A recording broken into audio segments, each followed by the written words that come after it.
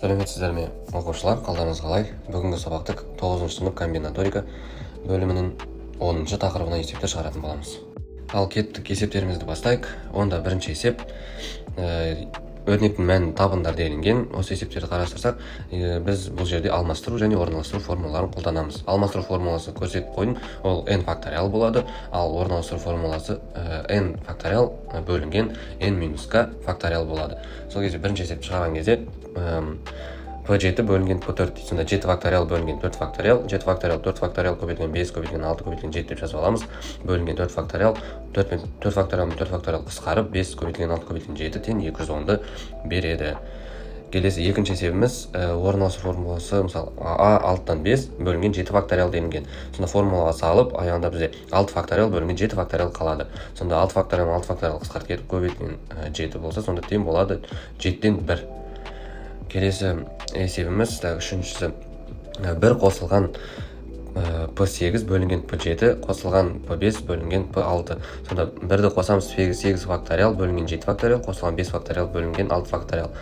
Сол кезде 8 факториалды біз 7 факториал бөлінген көбейтілген 8 бөлінген 7 факториал деп жазып аламыз. 5 факториал дәл солай 5 факториал бөлінген 5 факториал көбейтілген 6 факториал деп жазып алған соң, сонда соның аяғында 1 қосылған 8 қосылған 6-тан 1 қалады. Сол кезде біздің жауабымыз 6-тан 55 болады. Келесі есебіміз P9 бөлінген P7 азайтылған P7 бөлінген P5 минус 2 дейді. Сол кезде 9 факториал бөлінген 7 факториал азайтылған 7 факториал бөлінген 5 факториал минус 2. Сол кезде 9 факториалды 7 факториал көбейтілген 8 көбейтілген 9 бөлінген 7 факториал деп жазып аламыз. 7 факториал қысқарады бұл жерде. 7 факториал көбейтілген 6 факториал көбейтілген 7 факториал деп жазып алған соң, бізде 5 факториал бөлінген 5 факториал болғандықтан 5 факториалдар қысқарады. Сол кезде бізде минус 2-сі бар. 72 азайтылған 42 азайтылған 2 тең 28-ді береді.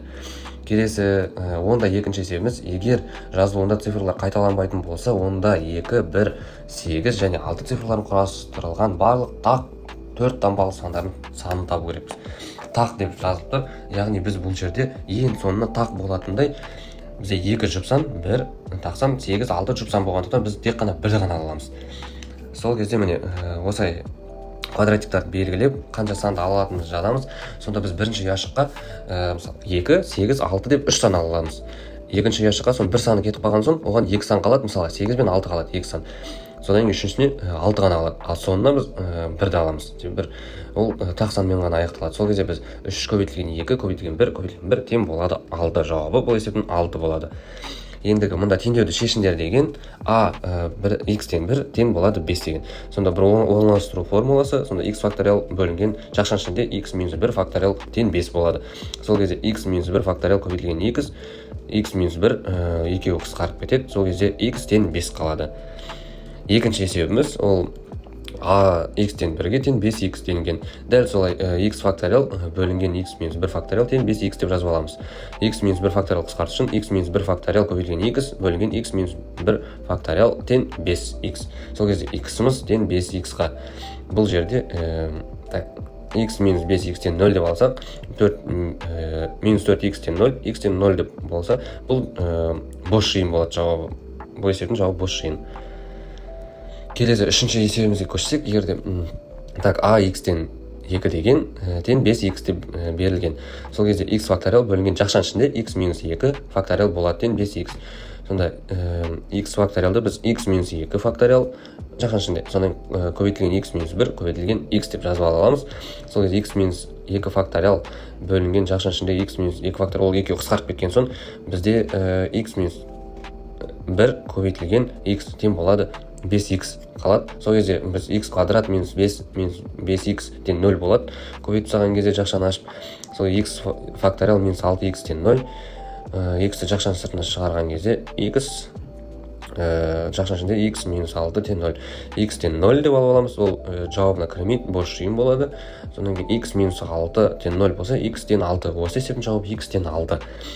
Келесі есебіміз x тең 2 тең 4x қосылған 24. Сол x факториал бөлінген жақшан ішінде x минус 2 факториал тең болады 4x қосылған 24. Бұл жерде дәл солай бағанағыдай қысқартамыз. Қысқартқан кезде бізде жауабы жақшан ішінде x минус 1 көбейтілген x тең x қосылған 24 деген қалады. 4x қосылған 24, оны сол жаққа шығарған кезде бізде x квадрат минус 5x минус 24 тең 0 болады. Оны дискриминантпен шешкен кезде дискриминантымыз 121-ге тең.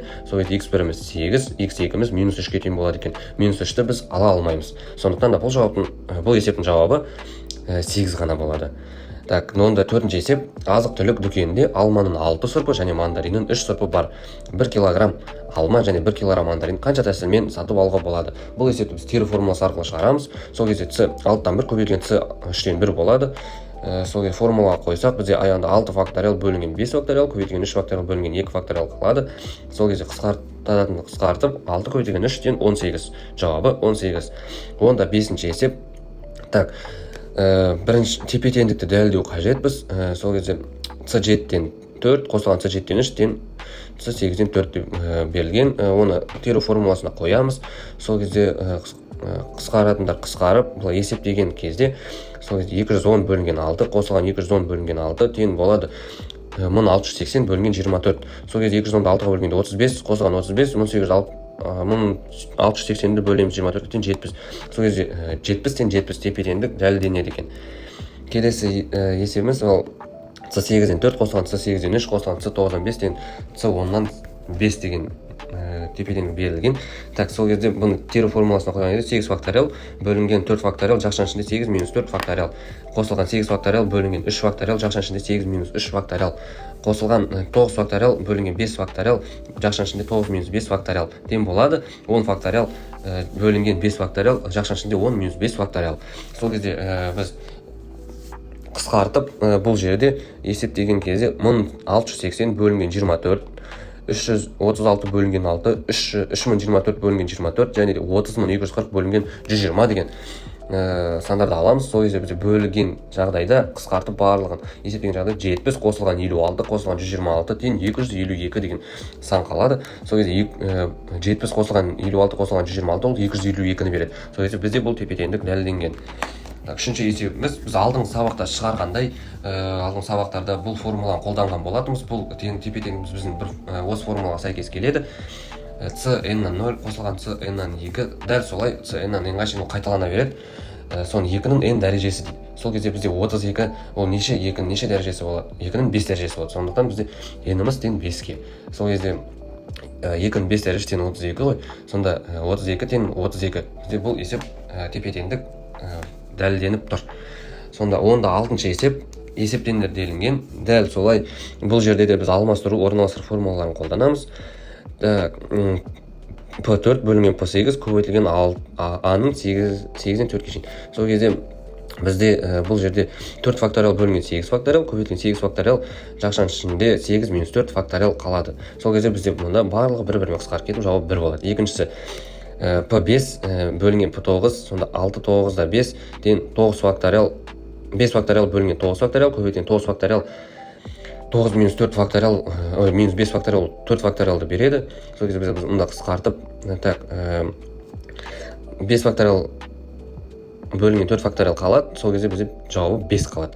Ендігі кезектеп P20 бөлінген A20-да 15 бөлінген A20-да 3 деп. Дәл формулалар қоямыз, қысқартамыз. Қысқартқан кезде бізде 120 бөлінген 6840 тең болады 1 бөлінген 57.